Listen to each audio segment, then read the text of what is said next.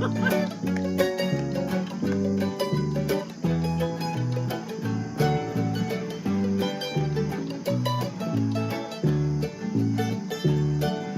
circle is open, welcome home. The spirit of community, the sacred gift of love. We stand on holy ground, fire all around. The circle is open and we're glad you're coming home. Welcome to the South, welcome to the summer sun, Milky Way and thunderstorms, and stalks of yellow corn. Welcome to the West, welcome to the setting sun, waving weeds and purple dust, and turning back toward home. The circle is open, welcome home. The spirit of community, the sacred gift of love. We stand on holy ground, fire all around. The circle is open and we're glad you're coming home. Welcome to the north, welcome to the midnight sun, quiet, dark, and frozen ground, and harvest in the bins. Welcome to the east, welcome to the rising sun, ocean waves and hope renewed, the company of friends. The circle is open, welcome home. The spirit of community, the sacred gift of love. We stand on holy ground, fire all around. The circle is open and we're glad to see you home. The circle is open, welcome home.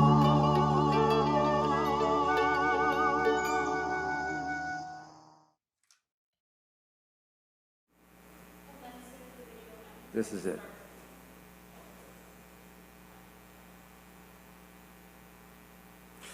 Good morning, and welcome to First Parish in Needham, a Unitarian Universalist congregation founded in 1711 along with the town of Needham.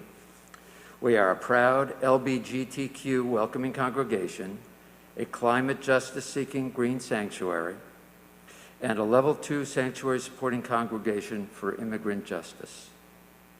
Whoever you are, whatever your background, and wherever you're watching from, you are welcome here. I hope that everyone had a relaxing and enjoyable summer, and I thank the worship committee for providing an engaging and diverse summer worship experience. I am Elliot Chakowski, and I am honored to serve as your president. I am humbled by the faith that you have placed in me to lead us through these unusually challenging times. My wife Lynn and I are in our 8th year as members of First Parish. We have been involved in many committees, programs, and activities at the church. I have made many close friendships being a part of this community, and being a caregiver at heart, my involvement at First Parish has been deeply fulfilling. At this point in the welcome, we have typically heard the phrase, "Although the building is closed, our faith community is open." Back in June, we were hopeful that we would not hear this phrase again. At that time, vaccination rates were rising, vaccines were very effective, infection rates were dropping, and there was a sense that we would soon be able to reconnect in person and begin to heal the pain from the many months of isolation and physical separation from our friends and our community. Unfortunately, the emergence of the Delta variant and the vaccine hesitancy has dictated a change in our plans. The availability of effective vaccines led to the hope that we would achieve herd immunity, meaning that viral activity would be virtually eliminated and we could return to our pre-pandemic lives. It now appears that we'll be grappling with COVID-19 for a while longer. Speaking for the reopening task force, we have been meeting regularly and closely following the dynamic changes in the pandemic. Our objective has been to assess the rapidly changing scientific evidence and make recommendations for activities at First Parish that are both low risk and that bring the community together. In late August, we saw rising infection rates and vaccinated individuals getting infected. We were concerned that there would be an additional spike in infections as college students returned to the area and K-12 schools began in-class instruction. Based on these considerations, the task force recommended to the parish committee that we not begin in-person worship at this time. On August 26th, the parish committee adopted the following resolution. 1, Sunday morning worship continued to be remote through at least September. The task force is meeting again on September 21st to reassess. 2, the worship committee should consider integrating outdoor components of worship while services are still remote. 3, it is considered reasonable risk for groups of 10 people or less to meet outdoors or in parish hall while suitably distanced and masked, according to the comfort level of every member of the group. And 4, unvaccinated individuals should be encouraged to mask at all times in either indoor or outdoor settings. Anyone should feel free to request that all individuals in a small gathering mask as well, with no judgment. Speaking of outdoor gatherings, after this service at 12:30 p.m., we will hold our traditional water communion on the front lawn. Everyone is encouraged to bring water from summer travels. Please wear a mask. Next week, we will hold our Volunteer Sunday outside on the lawn after the worship service. Please see the bell notes for details. Switching gears, I would like to welcome our new staff to First Parish. Welcome to Sarah Elizabeth Dyer Santa Cruz, our Director of Lifespan Religious Exploration, our Music Director, Laura Nevitt, our Collaborative Accompanist, Kelvin Koenig, and our Sexton, Billy Umland. Please say hello to them when you have the opportunity.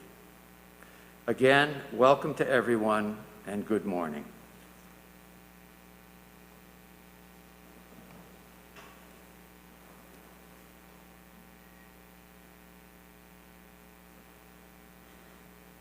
It's wonderful to be back here in First Parish's meeting house, and I thank all of you for dialing in today.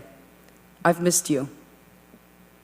As we light our chalice, symbol of our faith, we read words adapted from modern Euro-American Unitarian Universalist minister, Reverend Deborah Hafner. Happy New Year. Happy New Year for our beloved community. Happy New School Year. Lashana Tova for those of you from Jewish backgrounds as you celebrate Rosh Hashanah and the High Holy Days. We gather our spirits together at the start of this new congregational year as people of many ages, as people of many sexual orientations, gender identities, and family compositions, as people of many races and ethnicities, as people of many theologies, atheologies, and spiritual backgrounds. Woven together in our love for this community with our hopes and dreams and prayers for the year before us, with our hearts and minds and spirits ready to be touched by the year before us, with our hands and time and talents ready to be offered in the year before us. We gather together in spirit at the start of this new year with gratitude and love for those who have come before us and for those who care, learn, and serve with us. May it be a good year. May it be a sweet year. Come, let us worship together.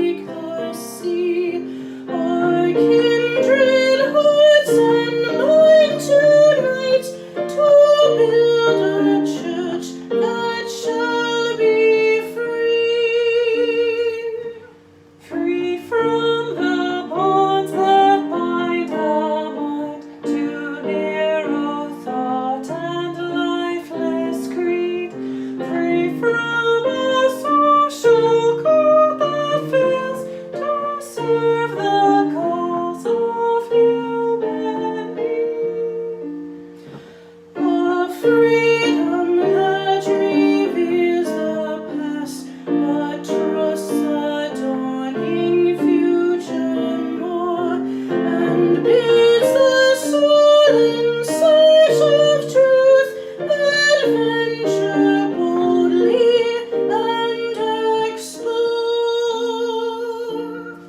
Prophetic church, the future waits your liberating ministry.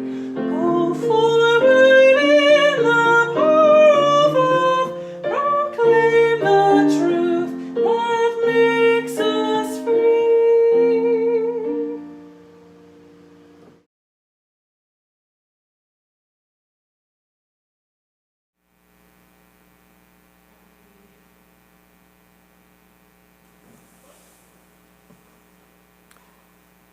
In the Unitarian Universalist tradition, the covenant is a set of promises the membership of a congregation strives to honor with one another and out in the world.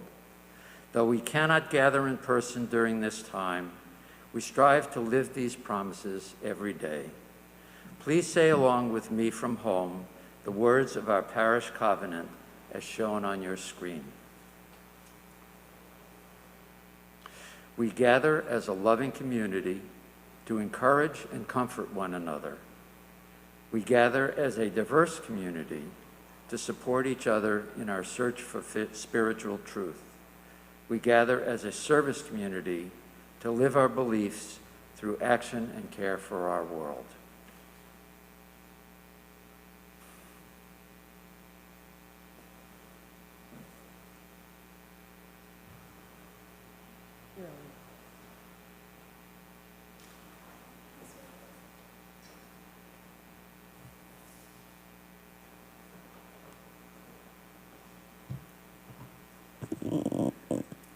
With all of the exciting changes happening at First Parish in Needham, we thought that today's Time for All Ages would be well spent introducing you all to some amazing new staff members. So please join us for a little segment we are calling Come On Down.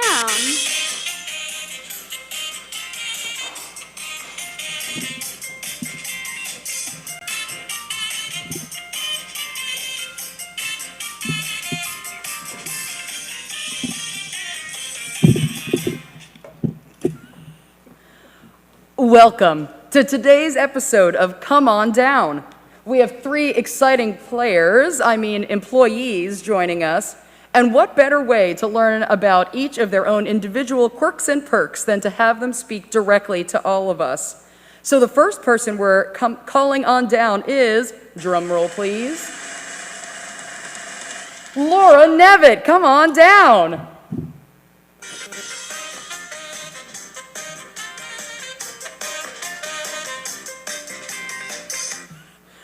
Laura is our new music director and uses she and they pronouns. They have worked in multiple churches prior to joining us, and this will be their first time working at a UU congregation. How exciting. Why don't you tell us a little about yourself? Sure. So my name is Laura. I am from South Carolina, so I love things like fried chicken and fried okra. Yes. And also, I play guitar. Ooh, that's all fantastic. Now, a little birdie told me you have a cat named Owen as well, yes? Indeed. Oh, and this same birdie told me that you also have a dog named Jim. What kind of dog is he? Do you think Jenna and I will ever get to see him? Well, he is a Pomeranian. Ooh. He is 8 pounds Aw. of fluff. And he might be joining us in some of our singing today. So you may all get to meet little Jim. Oh, well, that is very exciting. Indeed. I'm sure all the people are watching are wondering about this very important question. If you were an animal, which animal would you be? This is a good question. I wasn't sure, so I asked my best friend last night, and she said, maybe a beaver, because you're cute and you work really hard. Oh, well, that's perfect. Thank you so much, Laura. We're all very very welcome. excited to see the phenomenal work you'll do with us here at First Parish. Thank you. Thank you. And I have to say, of all the introductions I've ever had, this was by far the most recent. Thank you, thank you. Continuing on with updates to our music staff, it's time for us to welcome Kelvin Koenig. Kelvin, come on down.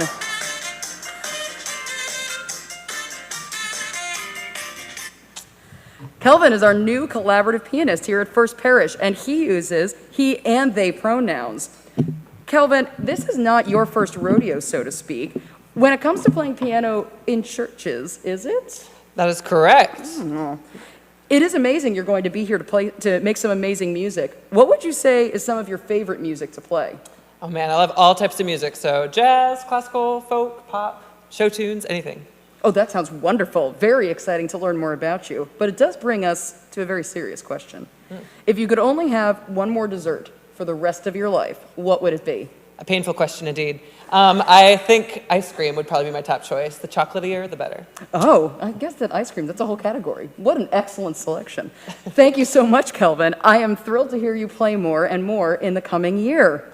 Thank you, Reverend Katie. And as I always like to say, always give 100%, unless you're giving blood.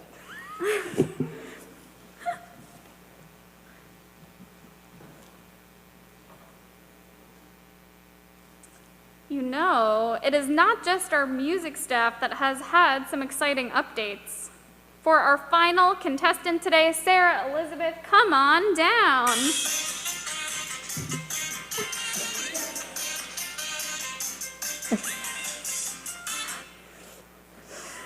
Sarah Elizabeth is our new director of Lifespan Religious Exploration and uses she, her pronouns. Wow, Sarah Elizabeth. Not only is your title a mouthful, but so is your name. Yes, I have a double first name, Sarah Elizabeth, and my maiden name is a double last name, Santa Cruz, and then I got married and also took my wife's last name and hyphenated it. So my name is quite long. It takes about 10 minutes to sign, so please know that anytime you come to my office to get paperwork. Well, it's great to have you with us on staff. What would you say is a fact that not many people know about you? Yeah, so I grew up in Texas, and I grew up in the Protestant church at the time, and I was actually on a clowning troupe for Jesus for a while. So not many people know that about me. If you find any videos, please burn them and let me know. I'm trying to track all of them down. But yeah, so I like to have a lot of fun. I've been doing religious education for a while, and I'm excited to do it here. How interesting. Now, before you leave, I do need to ask you, if you could only have one appliance in your home, what would it be? Yeah, this is a hard question. I indeed like a lot of electronic things in my house. I wouldn't want to give up any of them. But by far, I would least like to give up my dishwasher. I hate doing dishes. I only, had a dishwasher starting about 3 years ago. I would never give it up. Thank you, Sarah Elizabeth. It's going to be great seeing what new things happen in religious exploration this year. Thank you. And now I'm going to do my best tree impression and leaf.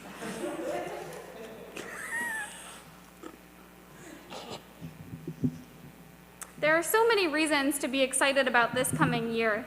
Laura, Kelvin, and Sarah Elizabeth, it is wonderful to be able to welcome you into our community. No matter how we are together this year, on Zoom, in spirit, or in person, there is no doubt that our time together is going to be special. And with that, thank you for joining us on Come On Down.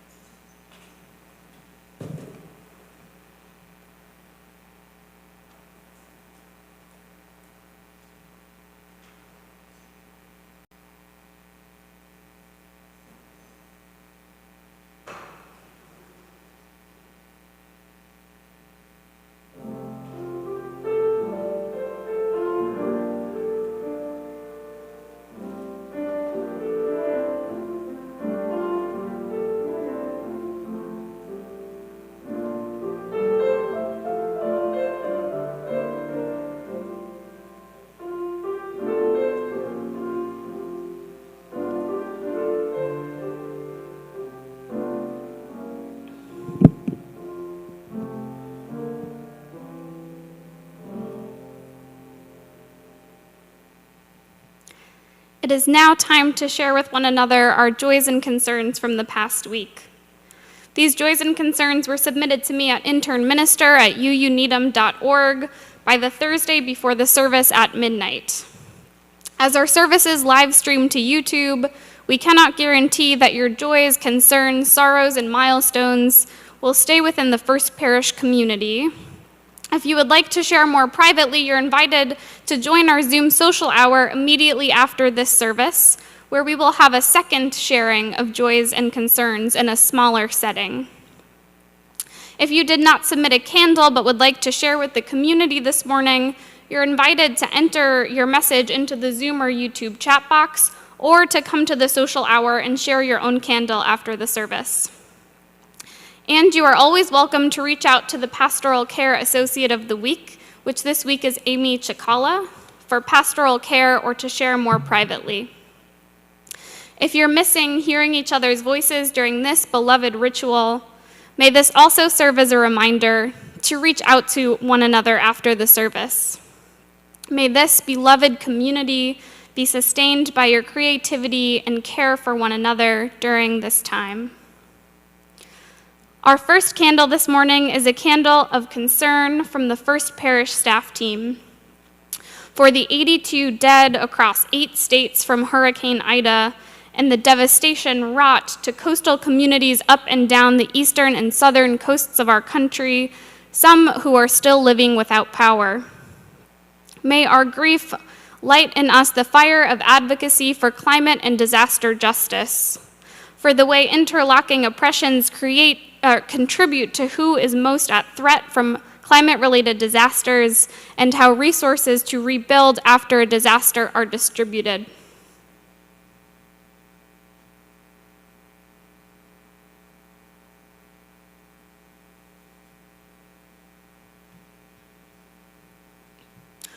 Our next candle this morning is a candle of joy from Jan Galkowski, celebrating 5 days on a 36-foot sailing catamaran with his sons Jeff and Dave, with Dave as skipper. They cruised Narragansett Bay, Rhode Island, and Vineyard Sound, where they disembarked at Oak Bluffs on Martha's Vineyard. They spent 2 days at Oak Bluff safely riding out the remains of Tropical Depression Ida at a mooring, and then were able to continue the reverse trip through Buzzards Bay back to Greenwich, Rhode Island, where they began their journey.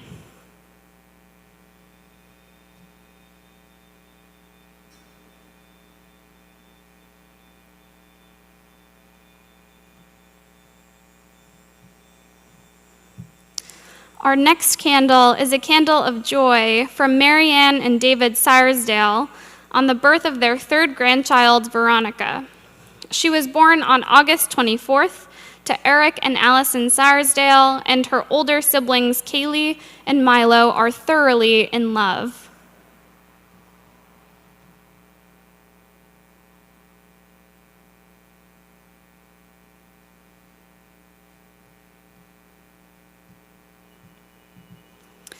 And our final candle this morning is a candle of joy.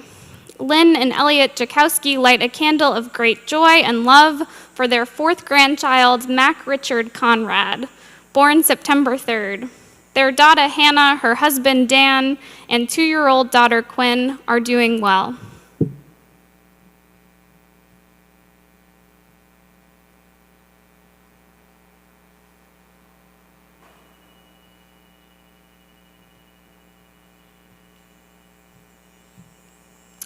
For all the joys and sorrows that we still hold in our hearts, and for the prayers of our neighbors near and far, we light one final candle.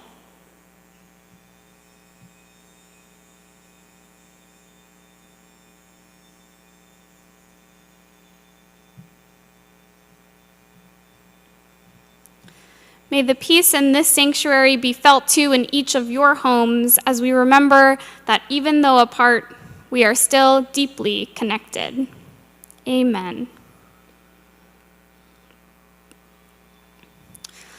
My heart hangs heavy as we mark the 20th anniversary of the September 11th attacks on the World Trade Center and the Pentagon, an anniversary made even more complicated by the unfolding humanitarian crisis in Afghanistan as the Taliban retakes control, putting so many lives in jeopardy and spurring reflection on the origin and the purpose of the war in Afghanistan and all the lives lost there.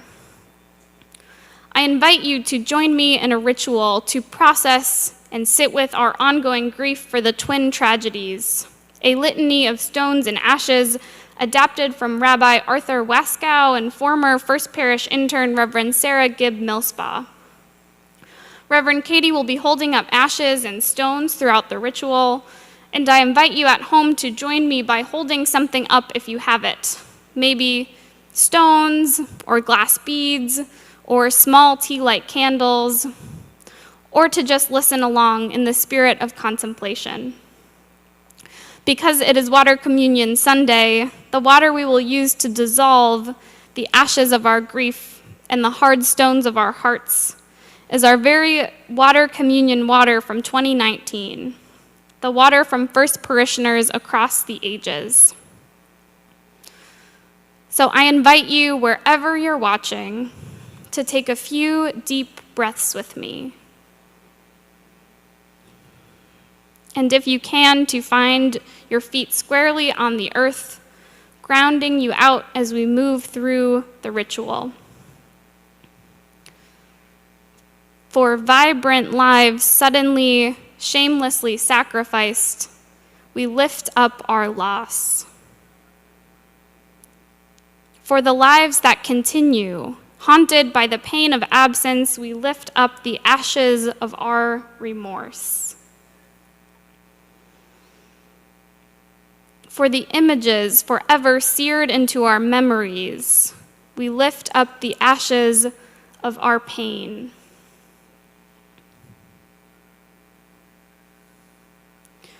For the charred visions of peace and the dry taste of fear, we lift up the ashes of our grief. For all that has been destroyed in the fire of anger, we lift up the ashes of our disillusionment. For deaths justified by arrogant patriotism or fanatic faith, we lift up the ashes of our shame. As we cast these ashes into the troubled waters of our times, O Spirit among us, beyond us, and within us, hear our plea. By your power, may these ashes make fertile the soil of our future, and by your mercy, may these ashes nourish the seeds of loving kindness. For the ways humanity pursues violence, not understanding, we lift up the stones of our anger.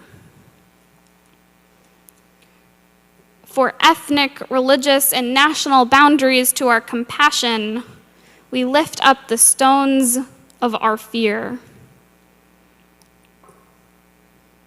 For the ways we cast blame and create enemies, we lift up the stones of our self-righteousness.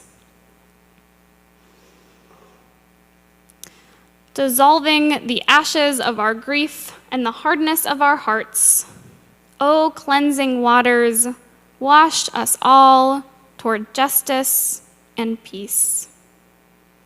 O cleansing waters, wash us all toward justice and peace. Amen.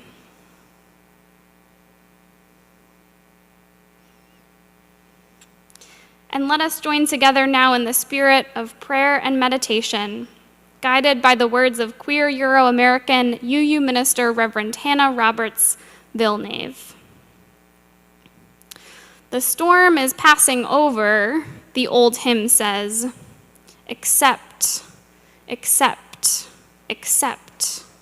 The storm has not passed over just yet, has it? Here, for this hour together, we rest in the eye of the storm. We gather not as a changed people, but as a changing people.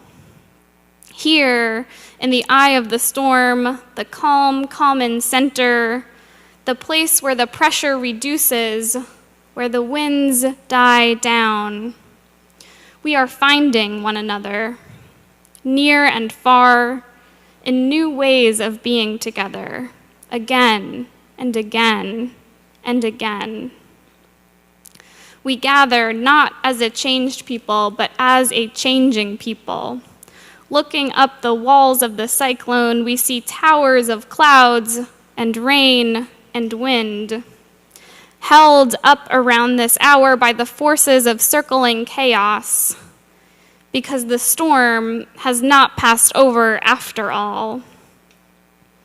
And so we gather not as a changed people, but as a changing people. Here, in the eye, the pressure goes down.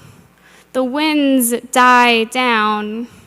Perhaps we glimpse the sun, comforted even as we know that this pause is temporary. We take a moment, a breath, to join together again.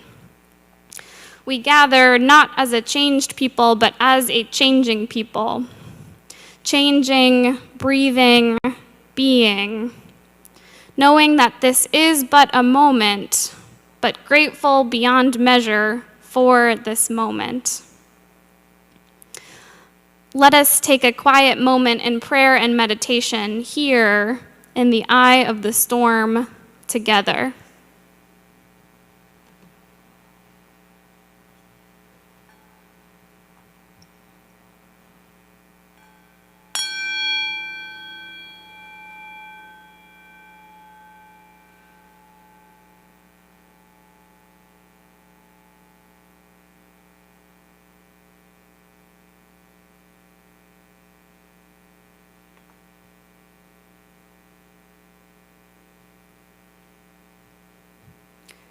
Amen.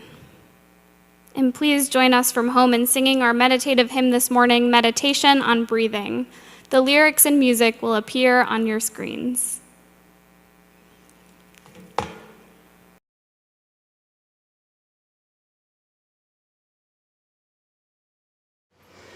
Breathe in, breathe out, breathe in, breathe out, breathe in, breathe out, breathe in, breathe out. When I breathe in, I breathe in peace. When I breathe out, I breathe out love.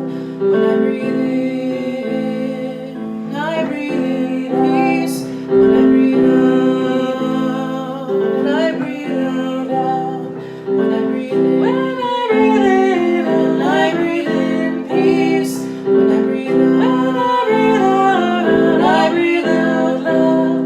When I breathe in, I breathe in peace. When I breathe out, I'll breathe out love. When I breathe in, I'll breathe in peace. When I breathe out, I'll breathe out love. When I breathe in, I'll breathe in peace. When I breathe out, I'll breathe out love. Breathe in, I'll breathe in peace. When I breathe out, I'll breathe out love. When I breathe in, I'll breathe in peace. When I breathe out, I'll breathe out love. Breathe in, breathe out, breathe in, breathe out, breathe in, breathe out, breathe in, breathe out.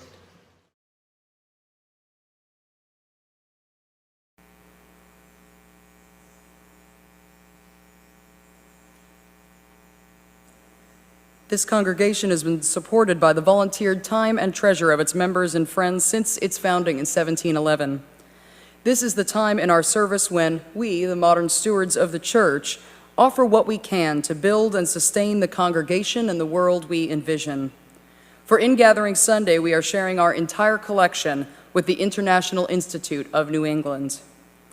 Founded in 1918, the International Institute of New England, or IINE, is one of the region's oldest and largest nonprofit social service organizations serving new Americans.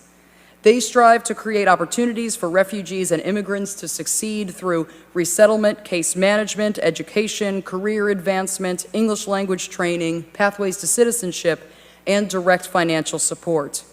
Since 1980, they've helped place more than 15,000 refugees in New England communities.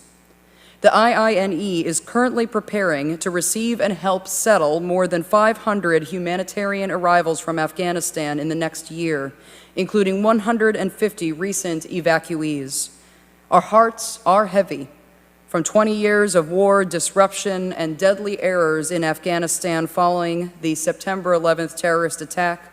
So we offer our generosity to those deeply affected by that long and troubled conflict.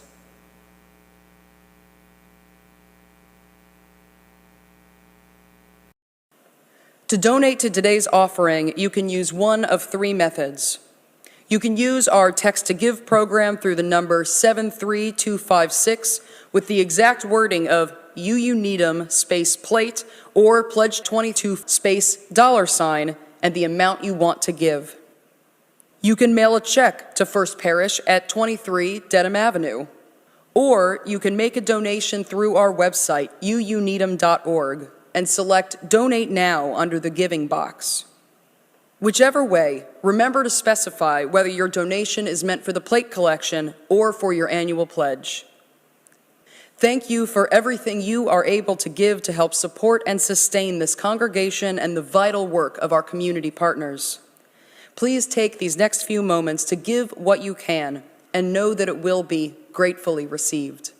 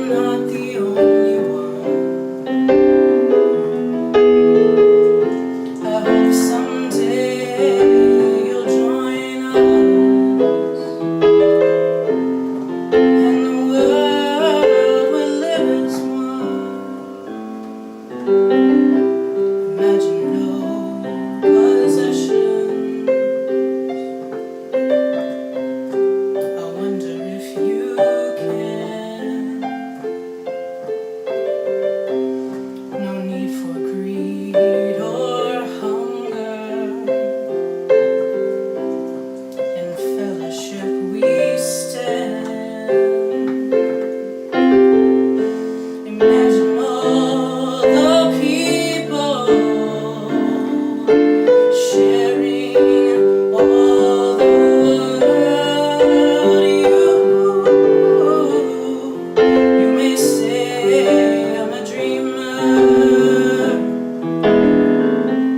but I'm not the only one. Hope someday you'll join us, and the world will live as one.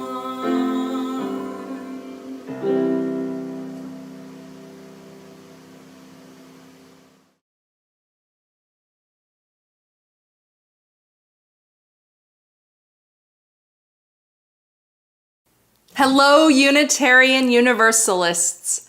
This is the season of Ingathering, marking the start of a new congregation year. In recent months, as more people have been able to get vaccinated, many of us have been able to gather in ways that we haven't for a long time. It has been a joy to gather with distant loved ones, to hug our family and friends. And it's important to savor these gifts, these blessings. And we know that the pandemic is not over.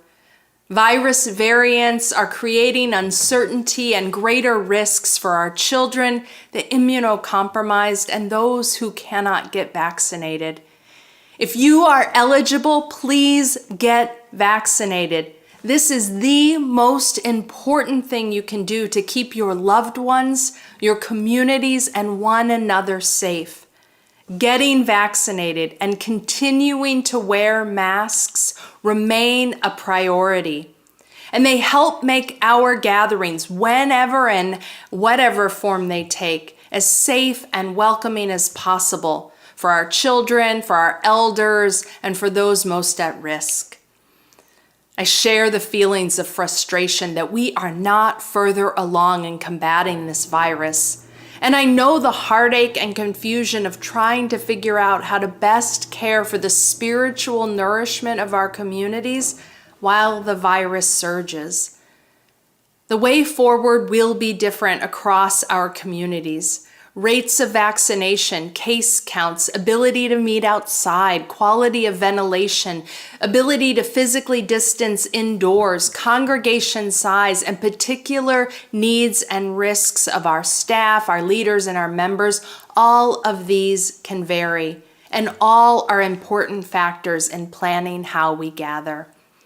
I'm encouraged, though. I'm so encouraged by the creativity I witness in our congregations and the way that we are all leaning into mission, remembering how much our families and elders need community.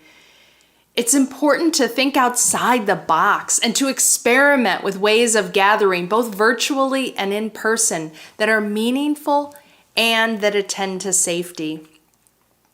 In this time of ingathering, this season of new beginnings, care, kindness, and patience for ourselves and others are needed in abundance.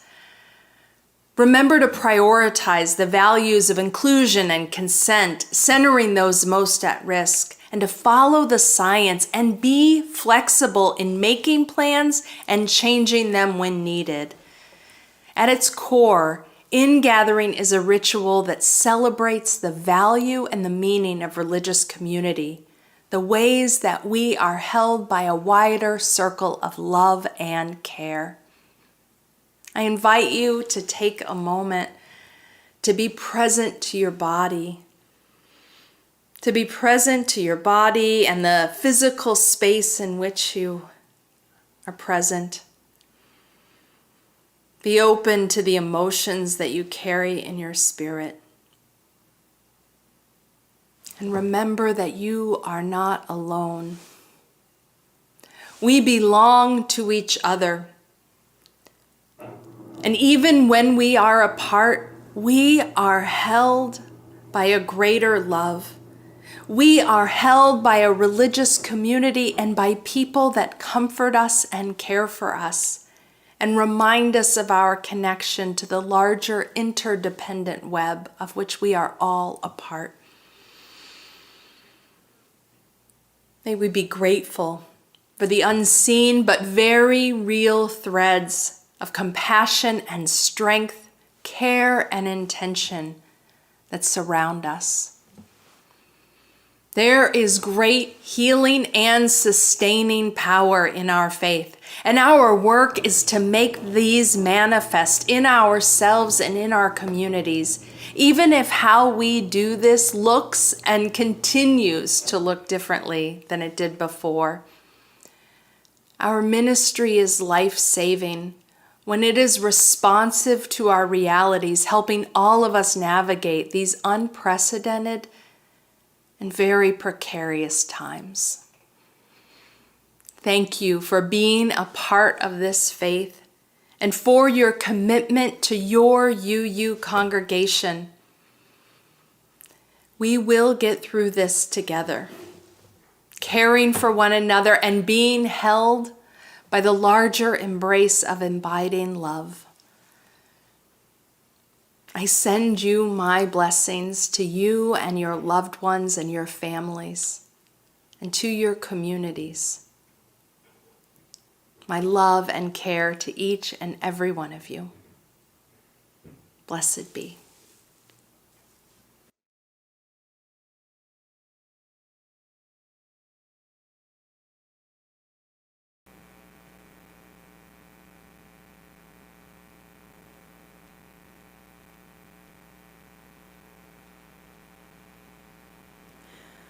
I didn't think it would be like this, almost just like it was in June, and actually worse in some ways.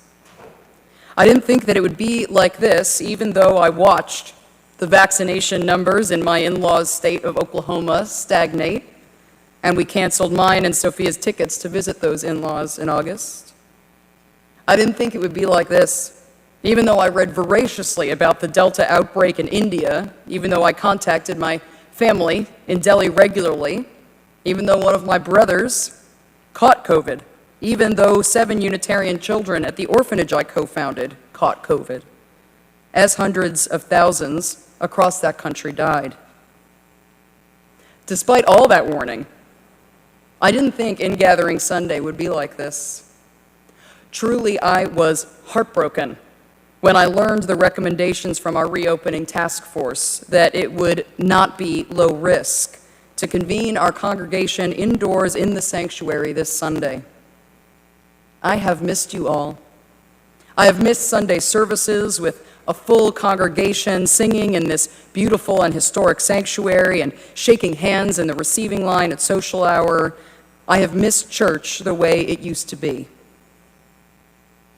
And I didn't want to be a total downer for our Ingathering Sunday. I knew if I could gently hold my grief of losing what I had hoped would be different this day, I would remember how happy I am to reconnect with all of you in the ways I can in this time. I knew I needed to take a breath and to remember, as Reverend Susan Frederick Gray just said, that I am not alone, that I am held by a larger love, that I am connected to all of you in this interdependent web of all existence. I needed to take time to remember why I choose church, why I chose First Parish in Needham. So I took some mindful breaths in and out, and I settled my spirit. I met with our dedicated committees and lay leaders about how we'd navigate the coming weeks of outdoor Zoom and multi-platform programming, and we should be proud of how we have held together spiritually, though we are distanced physically, and proud that we are careful about the risks of spreading this deadly virus. I brainstormed with Jenna and Sarah Elizabeth about how to bring our Time for All Ages, our September 11th Remembrance Ritual, and our Water Communion to life. I cheated a little bit and listened to the pre-recorded videos from our congregation's talented musicians and singers and from Laura and Kelvin. I reflected on our congregational covenant and our denomination's principles and sources and how Unitarian Universalism makes a difference in my life and out in the world. I took all of this in as nourishment for my COVID-weary soul. As 20th century Alsatian Unitarian polymath, Reverend Dr. Albert Schweitzer said, At times, our own light goes out and is rekindled by a spark from another person. Each of us has cause to think with deep gratitude of those who have lighted the flame within us. So thank you all for being there when I need those kinds of reminders. And I hope all of you have offered your light to another and accepted a rekindling from a First Parish friend to remember why you chose congregational community and Unitarian Universalism, and specifically First Parish. Because why church? Why church even when we're screened out, zoomed out? Congregational community gives us opportunities we don't find in many other places in our society. At church, we freely receive and offer the gifts and blessings of friendship, solidarity, rest, courage, comfort, and challenge. We, as we heard in our chalice lighting, we are folks of many ages, of many sexual orientations, gender identities, and family compositions, of many races and ethnicities, of many theologies, atheologies, and spiritual backgrounds. Church is a special, unique place for multi-generational, diverse community bound together in shared ethics and common cause. Retired Euro and Jewish American UU co-ministers, the Reverends Jan and Robert Eller Isaacs, offered the prominent Berry Street lecture at this June's virtual nationwide gathering of UU ministers. They said the purpose of religious community is to foster the experience of the holy in the sure hope that such experiences will help adherents live more loving, joyful, and effective lives. When personal practice and shared intimacy become central to our lives, our hearts break open and compassion rises.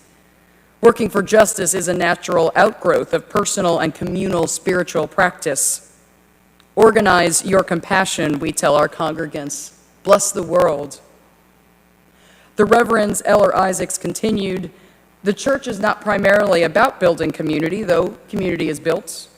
The church is not primarily about making friends, though friends are made.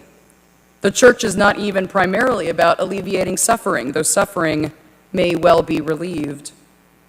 We are meant to be communities of accountability, in which both the world and we ourselves are changed for the better. For me, this is to say that while community, friendships, and charity and activism can be formed or performed anywhere, there is something unique when they are built in or inspired by a faith community.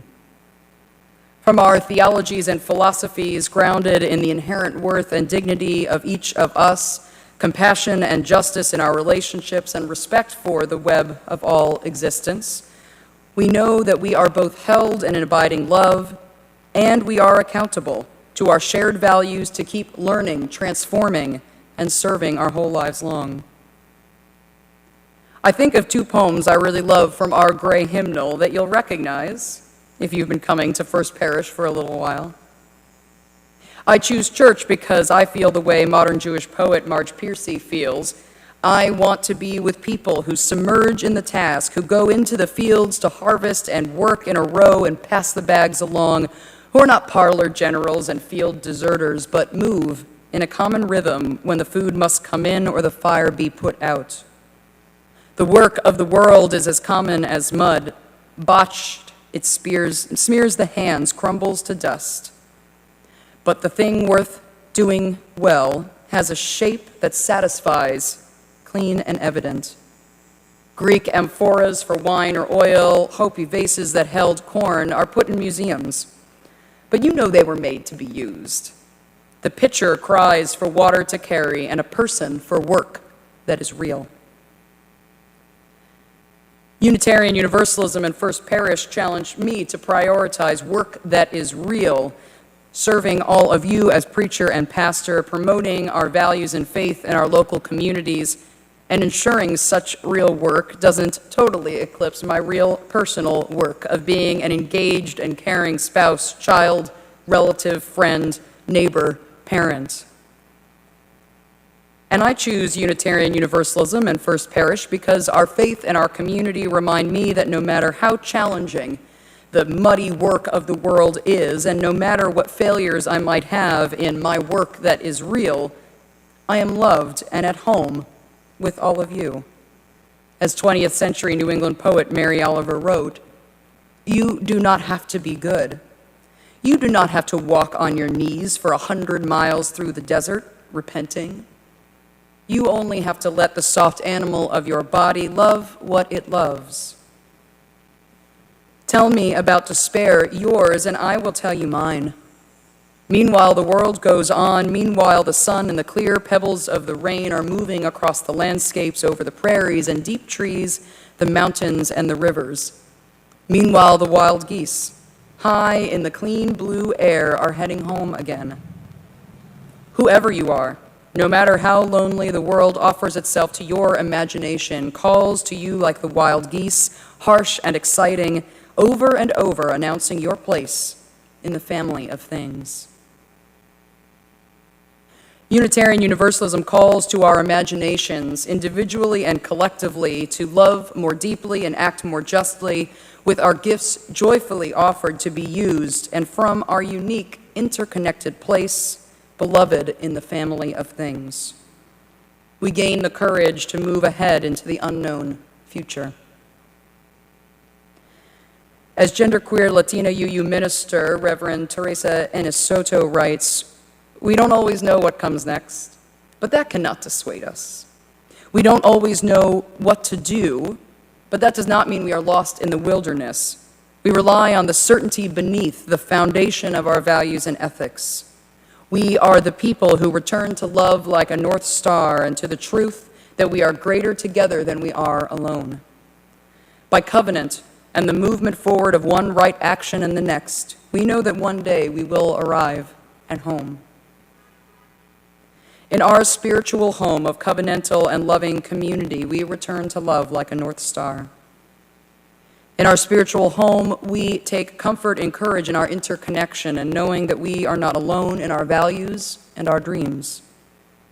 In our spiritual home, we challenge ourselves to remain open to newcomers and new ideas and new ways of being together, and the uncomfortable and radical changes that come with all that. In our spiritual home, we have been amazed to learn. We don't have to put our bodies physically in the space we love for our hearts to be nourished by these gifts. This is why I've chosen church. Maybe at least some of it is why you've chosen church too. I leave you with the blessing of these words from Euro-American UU minister Reverend Sarah Lawal. This is us on this grand adventure of life in community. May we open our hearts to hear each other's stories, giving and receiving welcome amidst difference. May we listen more than we speak and offer grace when tensions rise. May we seek justice and peace, hope and healing, grounded in our interdependence, in that divine spark that lives within each of us. May we practice transformative, radical, stubborn love with humility and compassion. May we see our faces in each other's eyes and know that here we belong and here we are at home. Here is love. This is us. Blessed be, and amen.